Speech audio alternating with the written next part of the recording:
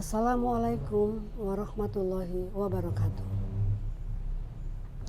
Alhamdulillahirabbil alamin. Wassalatu wassalam ala asrofil anbiya'i wal mursalin. Rasulillah nabiyina Muhammadin wa ala alihi washabihi ajmain. Ibu-ibu yang saya cintai, marilah kita panjatkan puji dan syukur kehadirat Allah SWT yang dengan karunia-Nya yang amat besar, iman dan Islam dipersaudarakan kita dengan nikmat tersebut. Salawat dan salam semoga selalu tercurah pada panutan kita, Nabi kita Muhammad SAW, serta keluarganya, segenap sahabatnya. Semoga juga diberikan kepada kita sekalian, umatnya yang setia. Allah berfirman dalam surat Al-Anfal ayat 24. Ya ayyuhalladzina amanu stajibu lillahi walir rasul iza da'akum lima yuhyikum. Hai orang-orang yang beriman, penuhilah panggilan Allah dan Rasul bila memanggilmu supaya dapat menghidupkan kamu. Jadi pengajian ini adalah bukan undangan Bu Irse, bukan Bu Reni, bukan Bu Anang, tapi adalah undangan Allah dan Rasulnya agar kita hidup kita betul-betul hidup sesuai dengan kehendak pemberi hidup. Pada kesempatan ini saya akan menyampaikan betapa besarnya nikmat iman yang akan menyelamatkan kita dari neraka dan membawa kita kepada nikmat yang terbesar, menjadi penghuni surganya. Allah berfirman dalam surat Al-Baqarah surat 2 ayat 25. Wa basyiril ladzina amanu wa amilus solihati anna lahum jannatin tajri min tahtihal anhar kullama ruziqu minha min samaratin rizqan qalu hadzal ladzi ruziqna min qablu wa utubihi mutasyabiha walhum fiha azwajun mutahharatun wa hum fiha khalidun. Beri kabar gembira pada orang-orang yang beriman dan beramal saleh bahwa bagi mereka surga yang mengalir di bawahnya sungai-sungai. Ketika diberikan rezeki di dalamnya, mereka berkata, ini adalah yang rezeki yang dulu juga diberikan pada kita, dan didatangkan yang bermacam-macam, dan diberikan pada mereka pasangan-pasangan yang suci, mereka kekal di dalamnya. Diperkuat di dalam surat Al-A'raf surat 7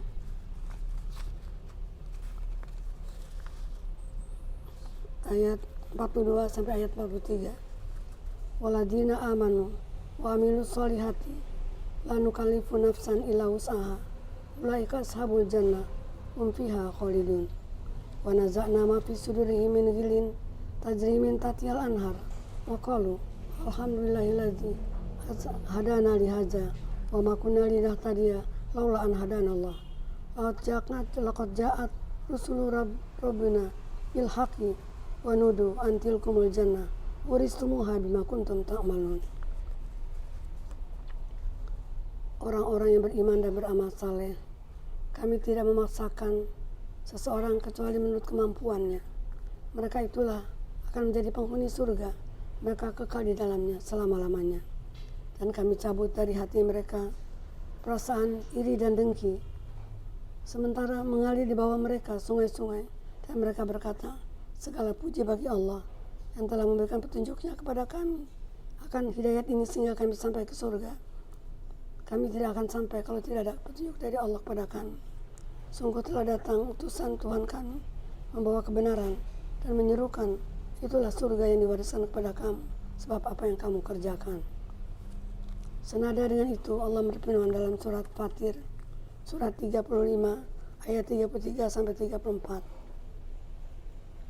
Jannatu adnin yadkhulunaha yukhalawna fiha min asawira min zahabin wa lu'lu'a wa libasuhum fiha harir wa qalu alhamdulillahilladzi asaba annal hazan inna rabbana laghafurun syakur alladzi ahlana darul muqamah min fadlihi la yamassuna fiha lughubun wa la yamassuna fiha nasabun wa la yamassuna fiha lughub.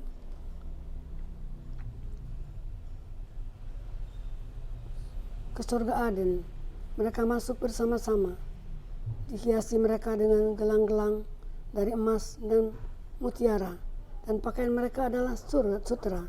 Mereka berkata, segala puji bagi Allah yang telah menghilangkan dari kami kesedihan. Sesungguhnya Tuhan kami adalah pengampun lagi penerima syukur. Tuhan yang telah menempatkan kami di negeri yang kekal ini. Dari karunia-Nya, kami tidak akan ditimpa oleh rasa lelah dan rasa capek. Jadi jelaslah, yang menyampaikan kita ke surga adalah syaratnya ada dua. Yang pertama adalah iman, yang kedua adalah amal soleh. Iman, apa itu iman? Iman adalah bukan hanya suatu kata-kata kita beriman, tapi iman adalah satu keyakinan yang terhunjam dalam lubuk hati yang dalam dan diucapkan dengan kata dan dibuktikan dengan perbuatan. Sebagaimana ketika Rasulullah SAW duduk dengan para sahabat, datang seorang laki-laki yang tampan rupanya, bersih pakaiannya, hitam rambutnya, duduk di dekat Nabi, menyandarkan lututnya ke lutut Nabi dan meletakkan tangannya di atas paha Nabi. Dia berkata, "Ya Muhammad, kabarkan kepadaku apa itu iman." Iman, Nabi berkata, iman adalah percaya kepada Allah, malaikatnya, kitabnya, rasulnya, kepada akhirat dan kepada takdirnya. Betul engkau? Kemudian dia menanyakan apa itu Islam, lalu menanyakan apa itu iman Islam, lalu menanyakan apa itu ihsan, lalu menanyakan tentang kiamat. Dia berkata, betul engkau.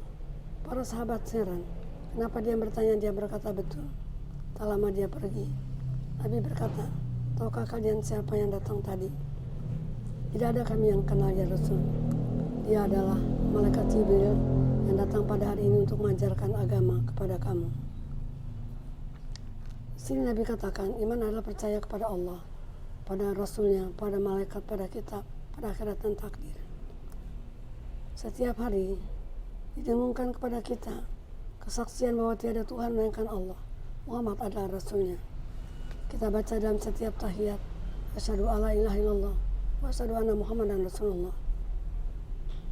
Ada azan dikumandangkan sehingga tidak pernah ada satu detik pun udara kita sunyi daripada seruan bertauhid kepada Allah dan berasulkan Muhammad SAW. Suara azan berkumandang di Jakarta, tak lama di Bogor, tak lama di Bandung, dan seterusnya. Belum selesai, datang lagi di luar negeri dan seterusnya. Sehingga tidak ada satu detik pun udara kita kosong dari syahadat tiada Tuhan melainkan Allah, Muhammad Rasulullah. Seruan itu adalah seruan mengajak kita ke surga, seruan mengajak kita kepada keberuntungan dan kebahagiaan. Hayya 'alas shalah, hayya 'alal falah. Karena itu kita wajib mengenal Allah dengan sebenar-benarnya. Awalu wajibin ala kulli mukallafin ma'rifatullah subhanahu wa ta'ala. Yang pertama diwajibkan atas setiap mukallaf adalah mengenal Allah subhanahu wa ta'ala. Mengenal Allah bukan dari hasil rekayasa pikiran kita. Mengenal Allah bukan kata seseorang. Mengenal Allah adalah dari Allah itu sendiri. Allah mengenalkan tentang dirinya melalui sabda, melalui firman-firmannya dalam Al-Quran. Al-Quran adalah kalam Allah. Kalam Allah yang disampaikan melalui malaikat Jibril kepada Nabi Muhammad SAW. Allah kenalkan siapa dirinya dalam surat 101, surat Al-Ikhlas. Qul huwallahu ahad, Allahu samad, lam yalid wa lam yulad wa lam yakun lahu kufuwan ahad. Katakanlah Allah itu Tuhan yang esa, Allah tempat berhajat, tidak melahirkan dan tidak dilahirkan, dan tidak ada sesuatu pun yang menyamainya. Siapa Allah? Allah dinyatakan dalam surat Al-Baqarah ayat 255 yang dikenal dengan ayat kursi. Allahu la ilaha illa huwal hayyul qayyum la ta'khudhuhu sinatun wa la nawm lahu ma fis samawati wa ma fil ardh man dzal ladzi yashfa'u indahu illa bi izni ya'lamu ma baina aydihim wa ma khalfahum wa la yuhituna bi syai'in min ilmihi illa bima syaa wasi'a kursiyyuhu samawati wal ardh wa la ya'uduhu hifdzuhuma wa huwal aliyyul azim. Allah tidak ada Tuhan kecuali Dia yang hidup terus-menerus menjaga, tidak terkena ngantuk apalagi tidur. Baginya apa-apa yang ada di langit dan ada di bumi. Amat luas kerajaannya meliputi segalanya. Dia tidak pernah keberatan menjaganya dan Dia maha perkasa lagi maha tinggi. Allah kenalkan dirinya di dalam surat Al-Hasr, surat 59 ayat 22 sampai ayat 24. Wallahu lazi la ilaha illa huwa alimul ghaibi wa syahada huwa rahmanur rahim. Dialah Allah yang tidak ada Tuhan kecuali Dia, yang mengetahui segala yang gaib. Dia maha pengasih lagi penyayang. Wallahu ladzi la ilaha illa huwa al-malikul qudus as-salamul mu'minul muhaiminul azizul jabbarul mutakabir subhanallah amma yusyrikun.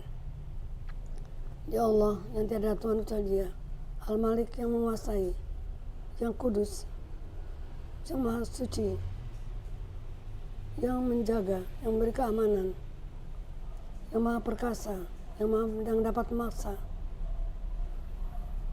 yang pantas sombong, takabir. Wallahu ladzi la ilaha illa huwa al-khaliqul bari'ul musawwiru lahul asmaul husna yusabbihu lahu ma fis samawati wal ardh wa huwal azizul hakim. Dialah Allah yang membentuk, yang mencipta dari tidak ada kepada ada, yang membentuk dalam rahim, yang mempunyai nama-nama yang baik, yang bertasbih padanya semua yang ada di langit dan di bumi, dan Dia maha perkasa lagi bijaksana. Dan banyak lagi ayat-ayat lain yang menerangkan tentang Allah. Karenanya dosa yang terbesar yang menyebabkan seorang haram masuk surga adalah dosa syirik. Kalau kita ingin masuk surga dengan amal kita yang berapa adanya, maka tinggalkanlah dosa syirik. Allah mengingatkan kepada kita banyak di dalam Quran tentang apa saja dosa-dosa yang mengakibatkan kepada syirik. Dalam surat An-Nisa ayat 48 Allah berkata, Innallaha la yaghfiru an yushraka bihi wa yaghfiru ma duna dzalika liman yasha wa may yusyrik billahi faqad iftara isman azima. Sesungguhnya Allah tidak menyekutukan, tidak mengampuni kalau Dia disekutukan dengan sesuatu, dan Dia mengampuni selain itu bagi siapa yang Dia kehendaki. Siapa melakukan dosa syirik, dia telah melakukan dosa yang amat besar. Demikian di dalam surat Luqman surat 31 ayat 13. Inna syirka la zulmun azim. Ketika Luqman memberi nasihat kepada anaknya, wahai anakku, janganlah kamu menyekutukan Allah, karena menyekutukan Allah itu adalah aniaya yang sangat besar. Kemudian di dalam surat 5, surat Al-Maidah ayat 72, Allah katakan, wa may yusyrik billahi faqad haramallahu alaihil jannah wa ma'wahu nar wa ma lizalimina min ansar. Siapa menyekutukan Allah, diharamkan baginya masuk surga, tempatnya adalah di neraka, dan tidak ada yang menolong orang-orang yang zalim karena syirik. Kemudian perbuatan syirik yang kita lakukan menghapus amal kebaikan-kebaikan yang telah kita kerjakan. Alangkah ruginya beramal soleh tapi melakukan dosa syirik. Hapus semua dosa, kebaikan-kebaikan yang kita kerjakan. Hal itu dinyatakan dalam surat Az-Zumar surat 39 ayat 65. Wa in asrakta la yahbatanna amaluka wa la takunanna minal khasirin. Kalau kamu menyekutukan Allah, bisa dihapuskan semua amalmu, jadilah kamu orang yang rugi. Siapa mengharap akan ketemu Allah, hendaklah melakukan amal yang soleh dan jangan menyekutukan Allah dengan sesuatu apapun. Surat Al-Kahfi surat 18 ayat 110. Faman kana yarju liqa rabbih falyamal amalan sholihan wala yusyrik bi ibadati rabbih ahada. Siapa yang berharap akan bertemu Allah dalam kebaikan, janganlah dia menyekutukan Allah dalam beribadat kepadanya dengan sesuatu apapun juga. Itulah syarat-syarat seorang masuk surga. Yang kedua, iman kepada Rasul. Allah telah mengutus nabi-nabi dan rasul. Ketika Rasulullah SAW ditanya berapakah jumlah nabi, Nabi berkata, nabi itu ada 124.000. Di antara mereka ada yang menjadi rasul sebanyak 315 orang. Dari 315 orang, 25 disebutkan kisahnya dalam Al-Quran. Dan yang 25 menjadi ulul azmi. Siapa itu? Nabi Ibrahim, Nabi Nuh, Nabi Musa, Nabi Isa, dan Nabi Muhammad SAW. Di antara yang 5, yang seorang menjadi Sayyidul Anbiya'i wal Mursalin, pemimpin dari segala nabi-nabi dan rasul. Itulah Nabi kita Muhammad SAW. Iman kita kepada Nabi Muhammad tidak sekedar kita imani sebagai rasul, tapi kita imani sebagai rasul bagi seluruh umat manusia. Karena nabi-nabi yang lain diutus kepada kaumnya semata.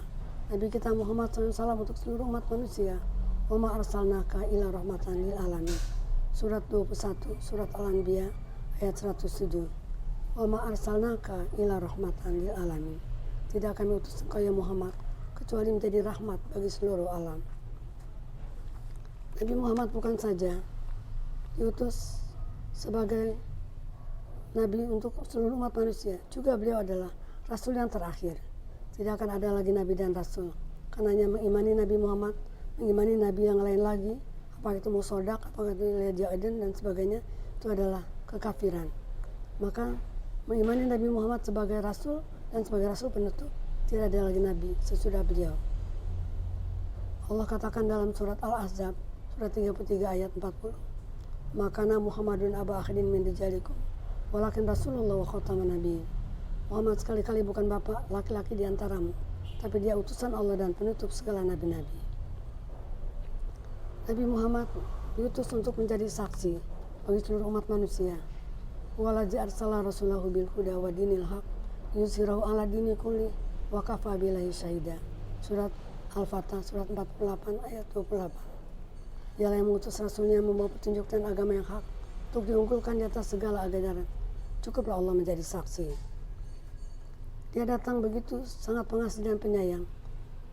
Dia sangat ingin umatnya terlepas dari segala bencana, sehingga pada hari kiamat kelak, ketika nabi-nabi diminta untuk memberi syafaat, mereka menolak.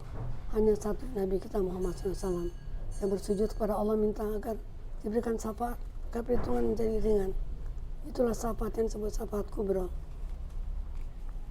Beliau seorang Nabi yang dipanggil oleh Allah untuk melihat kebesaran Allah Subhanahu wa Ta'ala. Kalau Nabi Ibrahim pernah minta kepada Allah, ya Tuhanku, tunjukkan kepadaku bagaimana engkau menghidupkan yang telah mati. Allah katakan, ambillah 4 ekor burung, cincang, kemudian aduk jadi satu, lalu pisahkan menjadi 4 bagian, letakkan di 4 buah gunung, kemudian kamu panggil, dia akan datang seperti semula. Kalau Nabi Musa pernah ingin melihat Tuhan, lalu Allah katakan, lihatlah gunung yang akan meletus, kalau kau bisa melihatnya, kau bisa melihat aku. Maka tersungkur Nabi Musa pingsan, tidak sadarkan diri. Nabi Muhammad tidak meminta melihat Tuhan, tapi dia diajak oleh Allah melihat kebesarannya, melewati langit 7, melewati Raf-Raf, melewati Sidratul Muntaha, diterima di hadirat Allah SWT. Dia tidak melihat Tuhan, tapi melihat tanda-tanda kebesaran Allah. Itu dalam peristiwa Isra dan Mi'raj. Oleh karena itu, kalau kita tidak mengenal Nabi Muhammad, alangkah ruginya. Dan kalau tidak mencintai Nabi Muhammad, alangkah ruginya. Kalau kamu mencintai Allah, maka ikutilah Muhammad. Niscaya kamu akan dicintai oleh Allah. Jangan ampuni dosa-dosamu. Nabi Muhammad SAW adalah Nabi yang menyempurnakan akhlak.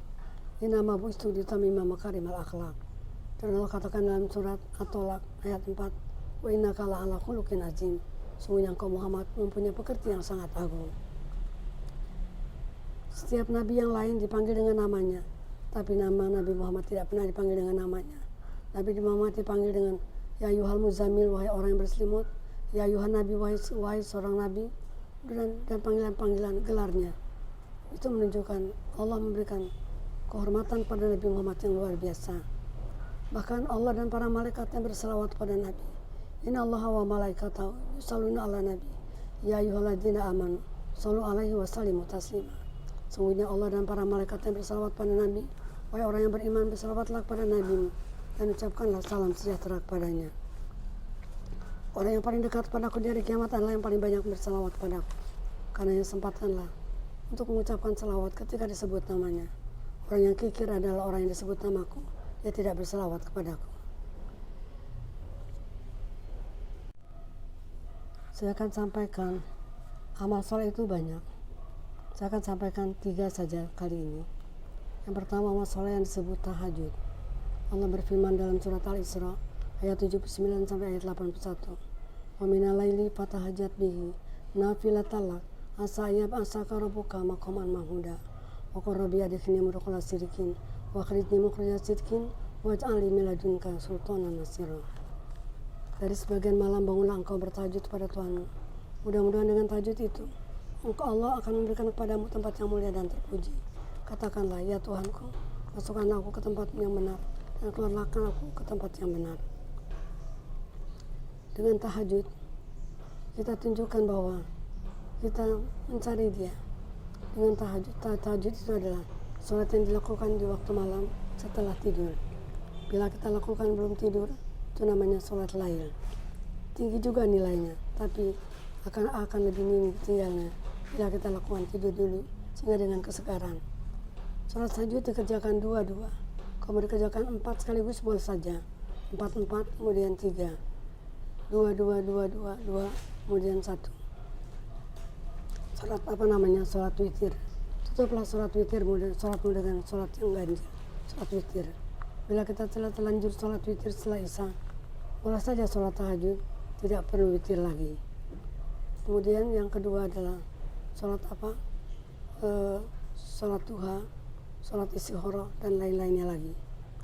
Kemudian amal yang kedua yang memasukkan orang ke surga adalah puasa. Allah katakan dalam surat Al-Baqarah ayat 185, ya ayyuhalladzina amanu kutiba alaikumusiyam kama kutiba alal ladzina min qablikum la'allakum tattaqun. Hai orang yang beriman, diwajibkan kepada kamu sekalian berpuasa sebagaimana diwajibkan atas orang sebelum kamu supaya kamu bertakwa.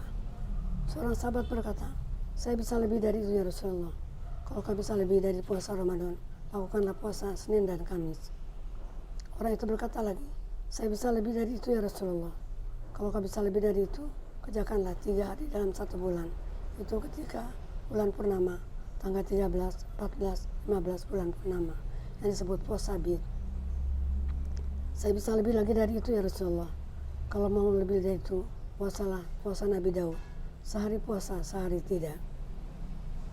Kalau saya ingin lebih dari itu, tidak ada nilainya kalau sudah berlebih-lebihan. Banyak ibu-ibu yang kadang-kadang karena sudah biasa puasa Senin dan Kamis, sekarang sudah meningkat menjadi puasa Nabi Daud. Pada ketika Kamis, dia puasa juga. Pada Rabu dia sudah puasa. Sebaiknya itu tidak dilakukan demikian. Kalau kita sudah puasa Nabi Daud, sudah puasa yang paling tinggi, puasa Senin Kamis sudah masuk di situ. Bagaimana kata Nabi, siapa yang biasa melakukan amal soleh, pada satu saat dia sakit, maka dia mendapatkan nilai, sekalipun dia tidak mengerjakannya. Begitu juga kalau kita sudah puasa Nabi Daud, Senin puasa, Selasa tidak, Rabu puasa, Kamis tidak. Jadi jangan Kamisnya puasa juga, karena ingin memborong pahala. Itu dalam beribadat tidak yang kita kejar banyaknya, tapi adalah benarnya. Dalam beribadat adalah mengikuti syariat, mengikuti petunjuk yang dibawa oleh Rasulullah Sallallahu Alaihi Wasallam. Innal muttaqina fi jannatin wa uyun akhizina ma atahum rabbuhum innahum kanu qabla zalika minal muhsinin wa kanu qalilan minal laili ma yaj'un wa bil asari hum yastaghfirun. Orang-orang yang bertakwa, dia akan memandang Tuhannya dan dia kemudian mengambil apa yang diberikan Tuhannya dengan tangannya. Karena mereka dulu gemar berbuat kebaikan dan mereka di waktu malam suka bangun untuk melakukan sholat, dan di waktu malam, di ujung malam mereka minta ampun. Itulah ciri orang yang dicintai oleh Allah. Yang pertama, suka bangun malam. Yang kedua, gemar berbuat baik. Yang ketiga, meminta ampun di waktu sahur. Orang-orang yang beriman disampaikan di dalam surat Al-Qiyamah, mereka memandang Allah. Kenikmatan yang paling tertinggi adalah memandang Allah Subhanahu wa taala. Wujuhu yauma idzin nadhirah ila rabbiha nadhirah. Wajah mereka berseri-seri, mereka memandang kepada Tuhannya. Tidak ada kenikmatan yang lebih hebat. Tinggal berdampingan dengan Rasulullah, memandang Allah. Itu diberikan kepada orang yang segemar bangun sholat malam. Kemudian mereka yang berpuasa, orang yang berpuasa disediakan surga yang bernama Royan. Di surga ada satu pintu yang namanya Royan. Bila telah masuk orang yang berpuasa, tidak diizinkan masuk yang lain. Dan kalau kita ingin masuk dari segala pintu, siapa yang bersahadat, asyhadu alla ilaha illallah wahdahu la syarikalah wa asyhadu anna muhammadan abduhu wa rasuluh, Allahumma ij'alni minat tawabin wa ij'alni minal mutatahhirin, dia boleh masuk surga dari pintu mana saja. Alangkah mudahnya, alangkah ringannya, alangkah indahnya apa yang diajarkan Rasul pada kita. Kemudian membaca Al-Quran. La tuharik bi lisana kali tak jalabi inna alaina jam'ahu wa qur'ana wa idza qara'nahu fattabi qur'ana. Kata Allah, jangan kamu gerakan lidahmu, kata malaikat Jibril, jangan kau gerakan lidahmu untuk bercepat-cepat supaya bisa mengikutinya. kami akan mengumpulkannya kepadamu dan kami akan membuat kamu ingat. Inna Qur'anal fajr inna waratil Qur'ana tartila inna nasyata laliya asyadu watan aqwamu qila. Bacalah Quran secara tartil, sholat di waktu malam menguatkan jiwamu, dan bacaan Quran di waktu malam memperkuat ingatanmu. Orang membaca Quran ada 3 macam. Yang pertama, banyak membacanya saja. Yang kedua, menghafalnya. Yang ketiga, memahami isinya. Mana yang terbaik? Yang pertama baik, yang kedua baik, yang ketiga lebih baik. Yang pertama, banyak membacanya. Waratil Qur'ana tartila, baca Al-Quran secara tartil. Yang kedua, menghafalnya. Allah mudahkan, kata Allah dalam surat Al-Qamar, inna walaqad yassarnal Qur'ana lizikri fahal min mudakkir. 4 kali disebutkan, kami mudahkan untuk Quran itu untuk dihafal. Kenapa kamu tidak mencoba untuk mengingatnya? Yang ketiga, mencoba memahaminya, sehingga ketika dikatakan kalimat infak dipahami. Infak itu buat siapa?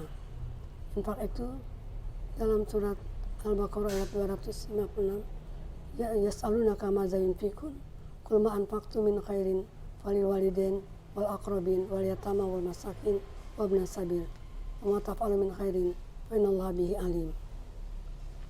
Mereka bertanya kepadamu, ya Muhammad, apa yang mereka infakkan? Katakanlah, yang mereka infakkan itu adalah pertama kepada kedua orang tua, kedua kepada anak yatim, pada orang miskin, dan kepada orang-orang yang kehabisan bekal dalam perjalanan. Apa saja yang kau infakkan, sesungguhnya Allah Maha Tahu. Di dalam berinfak tidak sekadar memberi, tapi memberi dengan cara yang baik. Bahkan sekiranya kita tidak bisa memberi, mengucapkan kata yang baik itu lebih baik daripada memberi tapi diikuti dengan kata-kata yang tidak baik. Qaulun ma'rufun wa maghfiratun khairun min shadaqatin yatba'uha adza. Kata-kata yang baik dan memberi maaf lebih baik daripada sedekah yang diiringi dengan kata-kata yang tidak baik. Wahai orang yang beriman, janganlah kau batalkan sedekahmu dan kata-kata yang menyakiti hati. Perbuatan seperti itu adalah sama seperti meletakkan debu di atas batu yang licin, ditimpa oleh hujan yang lebat, sedikit pun tidak bisa dia menahannya. Dan waktu malam digunakan untuk apa lagi? Untuk berdoa, doa untuk kepentingan kita. Doa adalah menunjukkan kita percaya pada Tuhan. Doa menunjukkan kita punya kebutuhan. Dengan doa, sesuatu yang ajaib terjadi. Allah katakan, Allah contohkan 3 doa yang mustajabah di dalam Al-Quran. Yang pertama doa Nabi Yahya ketika umur Nabi Zakaria, ketika umurnya sudah lanjut, dia berkata kepada Tuhan, ya Tuhan, telah menyentuhku rasa tua dan istriku seorang wanita yang mandul. Berikanlah kepadaku keturunan. Allah berikan kepadanya Nabi Yahya. Demikian diberitakan kepada Nabi Ayub alaihissalam yang menderita penyakit yang sangat berat, luka-luka dalam kulitnya, bahkan anaknya satu persatu meninggal dan hartanya habis. Tapi karena dia terus berdoa kepada Allah, ini masanya dulu antara murahim, setelah menyentuhku penyakit yang berat, kau pengasih dan penyayang Tuhan, maka Allah angkat penyakitnya dan Allah kembalikan kekayaannya dengan diturunkannya hujan yang mengandung belalang yang berwarna emas dan mengandung emas. Akhirnya dia menjadi orang yang kaya raya kembali. Demikian Nabi Yunus alaihissalam. Allah katakan juga dalam surat Al-Anbiya, dan ketika Yunus berangkat dari tempatnya sebelum diizinkan oleh Allah untuk kembali pulang setelah berdakwah karena pengikutnya membangkang, maka ternyata Allah menegur dia ketika dia menaikkan sebuah kapal laut. Kapalnya oleng. Setelah dikeluarkan barang-barang, ternyata masih oleng. Diundilah siapa yang harus dilemparkan. Ternyata keluar nama Nabi Yunus alaihissalam. Diundi kembali, tetap keluar nama Nabi Yunus. Seorang kakek berkata, tidak pantas seorang pemuda yang tampan dan baik hati dilemparkan, penggantinya aku saja. Tidak, kata Yunus, yang seharusnya dilempar itu adalah aku. Maka ketika dilemparkanlah ke dalam laut, ditelan oleh ikan hiu. Masuklah dia dalam kegelapan. Allah katakan, Isnada Rabbahu fi zulumat. Ketika dia berdoa memuji Tuhannya dalam kegelapan. Kegelapan apa? Kegelapan malam, kegelapan lautan dan ombak, kegelapan dalam perut ikan. Tapi Allah memberikan ilham kepada ikan itu, jangan dimakan, jangan dibinasakan. Jadikanlah perutmu sebagai penjara bagi Yunus, sehingga Ikan itu puasa selama 40 hari agar tidak ada binatang-binatang yang datang masuk ke dalam perut mengganggu Yunus. Setelah sekian waktu, Yunus berdoa, la ilaha illa anta, subhanaka inni kuntu minaz zalimin. Allah jadikan ikan itu menepi ke tepi, dimuntahkan di bawah sebuah pohon. Keluarlah Yunus dengan selamat. Itulah iman kepada Allah, iman kepada Rasulnya, iman yang diiringi dengan perbuatan yang baik. Mudah-mudahan apa yang saya sampaikan bermanfaat buat kita sekalian dengan amal-amal soleh, apalagi amal soleh yang berupa kemanusiaan yang sangat diperlukan dalam masa pandemi ini. Semoga ada manfaatnya. Billahi taufik wal hidayah. Assalamualaikum warahmatullahi wabarakatuh. Innalil muttaqina fi jannatin wa uyun akhizina ma atahum rabbuhum innahum kanu qabla zalika minal muhsinin wa kanu qalilan minal laili ma yaj'un wa bil asari hum yastaghfirun. Orang-orang yang bertakwa, dia akan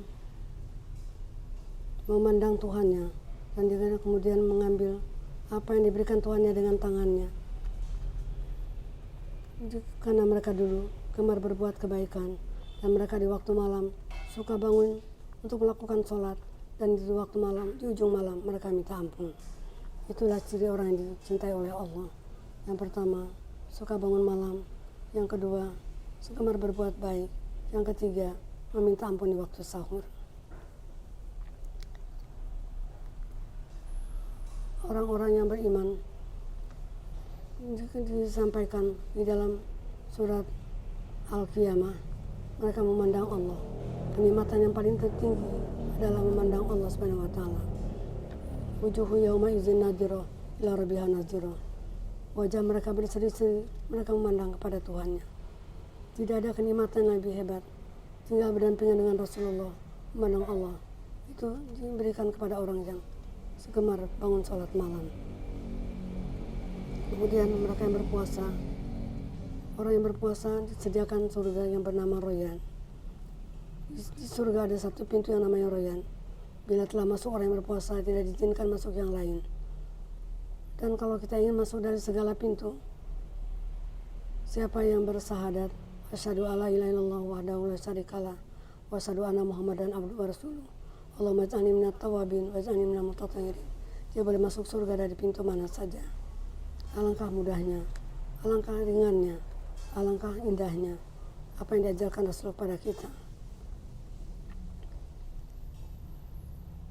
Kemudian membaca Al-Quran. La tuharik bi lisanaka litajalabi inna alaina jam'ahu wa qur'ana wa idza qara'nahu fattabi qur'ana. Kata Allah, jangan kamu gerakan lidahmu, kata malaikat Jibril, jangan kau gerakan lidahmu untuk bercepat-cepat supaya bisa mengikutinya. Kami akan mengumpulkannya kepadamu dan kami akan membuat kamu ingat. Inna Qur'anal fajr inna waratil Qur'ana tartila inna nasyata laliya asyadwatan wa aqwamu qila. Bacalah Quran secara tartil, salat di waktu malam menguatkan jiwamu, dan bacaan Quran di waktu malam memperkuat ingatanmu. Orang membaca Quran ada 3 macam. Yang pertama, banyak membacanya saja. Yang kedua, menghafalnya. Yang ketiga, memahami isinya. Mana yang terbaik? Yang pertama baik, yang kedua baik, yang ketiga lebih baik. Yang pertama, banyak membacanya. Waratilil Qur'ana tartila, baca Al-Quran secara tartil. Yang kedua, menghafalnya. Allah mudahkan, kata Allah dalam surat Al-Qamar, inna walaqad yassarnal Qur'ana lizikri fahal min mudakkir. 4 kali disebutkan, kami mudahkan untuk Quran itu untuk dihafal. Kenapa kamu tidak mencoba untuk mengingatnya? Yang ketiga, mencoba memahaminya, sehingga ketika dikatakan kalimat infak, dipahami. Infak itu buat siapa? Infak itu dalam surat Al-Baqarah ayat 256, ya yas'alunaka madza yunfikun qul ma anfaqtum min khairin falil walidain wal aqrabin wal yatama wal masakin wa ibnas sabil wa ma taf'alu min khairin fa innallaha bihi alim. Mereka bertanya kepadamu, ya Muhammad, apa yang mereka infakkan? Katakanlah, yang mereka infakkan itu adalah pertama kepada kedua orang tua, kedua kepada anak yatim, pada orang miskin, dan kepada orang-orang yang kehabisan bekal dalam perjalanan. Apa saja yang kau infakkan, sesungguhnya Allah Maha Tahu. Di dalam berinfak tidak sekadar memberi, tapi memberi dengan cara yang baik. Bahkan sekiranya kita tidak bisa memberi, mengucapkan kata yang baik itu lebih baik daripada memberi tapi diikuti dengan kata-kata yang tidak baik. Qaulun ma'rufun wa maghfiratun khairun min shadaqatin yatba'uha adza. Kata-kata yang baik dan memberi maaf lebih baik daripada sedekah yang diiringi dengan kata-kata yang tidak baik. Wahai orang yang beriman, janganlah kau batalkan sedekahmu dan kata-kata yang menyakiti hati. Perbuatan seperti itu adalah sama seperti meletakkan debu di atas batu yang licin, ditimpa oleh hujan yang lebat, sedikit pun tidak bisa dia menahannya. Dan waktu malam digunakan untuk apa lagi? Untuk berdoa, doa untuk kepentingan kita. Doa adalah menunjukkan kita percaya pada Tuhan. Doa menunjukkan kita punya kebutuhan. Dengan doa, sesuatu yang ajaib terjadi. Allah katakan, Allah contohkan 3 doa yang mustajabah di dalam Al-Quran. Yang pertama doa Nabi Yahya ketika umur Nabi Zakaria. Ketika umurnya sudah lanjut, dia berkata kepada Tuhan, ya Tuhan, telah menyentuhku rasa tua dan istriku seorang wanita yang mandul. Berikanlah kepadaku keturunan. Allah berikan kepadanya Nabi Yahya. Demikian diberitakan kepada Nabi Ayub alaihissalam yang menderita penyakit yang sangat berat, luka-luka dalam kulitnya, bahkan anaknya satu persatu meninggal dan hartanya habis. Tapi karena dia terus berdoa kepada Allah, ini masanya dulu antara murahim, setelah menyentuhku penyakit yang berat, kau maha pengasih dan penyayang Tuhan, maka Allah angkat penyakitnya dan Allah kembalikan kekayaannya dengan diturunkannya hujan yang mengandung belalang yang berwarna emas dan mengandung emas. Akhirnya dia menjadi orang yang kaya raya kembali. Demikian Nabi Yunus alaihissalam. Allah katakan juga dalam surat Al-Anbiya, dan ketika Yunus berangkat dari tempatnya sebelum diizinkan oleh Allah untuk kembali pulang setelah berdakwah karena pengikutnya membangkang, maka ternyata Allah menegur dia ketika dia menaiki sebuah kapal laut. Kapalnya oleng. Setelah dikeluarkan barang-barang, ternyata masih oleng. Diundilah siapa yang harus dilemparkan. Ternyata keluar nama Nabi Yunus alaihissalam. Diundi kembali, tetap keluar nama Nabi Yunus. Seorang kakek berkata, tidak pantas seorang pemuda yang tampan dan baik hati dilemparkan, penggantinya aku saja. Tidak, kata Yunus, yang seharusnya dilempar itu adalah aku. Maka ketika dilemparkanlah ke dalam laut, ditelan oleh ikan hiu. Masuklah dia dalam kegelapan. Allah katakan, Isnada Rabbahu fi zulumat. Ketika dia berdoa memuji Tuhannya dalam kegelapan. Kegelapan apa? Kegelapan malam, kegelapan lautan dan ombak, kegelapan dalam perut ikan. Tapi Allah memberikan ilham kepada ikan itu, jangan dimakan, jangan dibinasakan. Jadikanlah perutmu sebagai penjara bagi Yunus, sehingga ikan itu puasa selama 40 hari, agar tidak ada binatang-binatang yang datang masuk ke dalam perut mengganggu Yunus. Setelah sekian waktu, Yunus berdoa, la ilaha illa anta, subhanaka inni kuntu minaz zalimin. Allah jadikan ikan itu menepi ke tepi, dimuntahkan di bawah sebuah pohon. Keluarlah Yunus dengan selamat. Itulah iman kepada Allah, iman kepada Rasulnya, iman yang diiringi dengan perbuatan yang baik. Mudah-mudahan apa yang saya sampaikan bermanfaat buat kita sekalian dengan amal-amal soleh, apalagi amal soleh yang berupa kemanusiaan yang sangat diperlukan dalam masa pandemi ini. Semoga ada manfaatnya. Billahi taufik wal hidayah. Assalamualaikum warahmatullahi wabarakatuh.